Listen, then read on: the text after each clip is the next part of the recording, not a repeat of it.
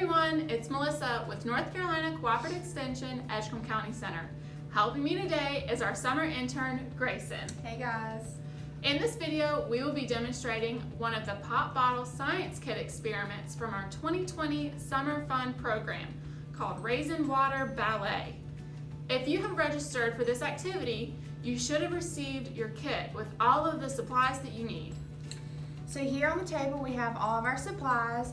So we filled our pop bottle with halfway with water. We have our baggie with 3 tablespoons of baking soda, counted out 10 of our raisins, and we have our 1 tablespoon measuring spoon, which we use to measure out 4 tablespoons of our white vinegar.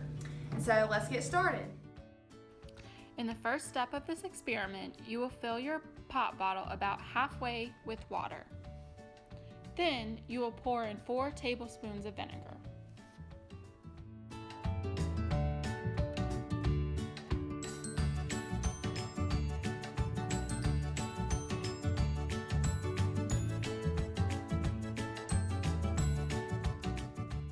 In the third step of this experiment, you will add 3 tablespoons of baking soda. As you'll notice, the mixture will begin to fizz. In the fourth and final step of this experiment, you will drop in your raisins. We did notice that the smallest raisins work the best, as they will be lighter when the carbon dioxide bubbles bring them to the surface.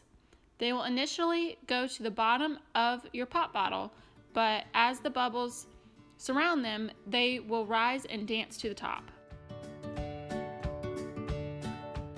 This experiment took a couple minutes to complete, as it took time for the vinegar and baking soda to create the carbon dioxide bubbles that surround the raisins and bring them to the top. As the raisins go to the top, the bubbles will burst and the raisins will sink back down.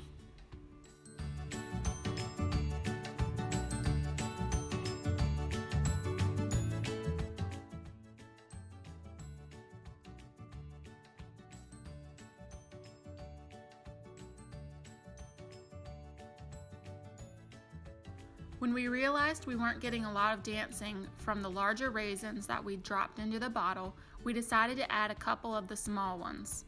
They immediately grabbed bubbles and went back to the top.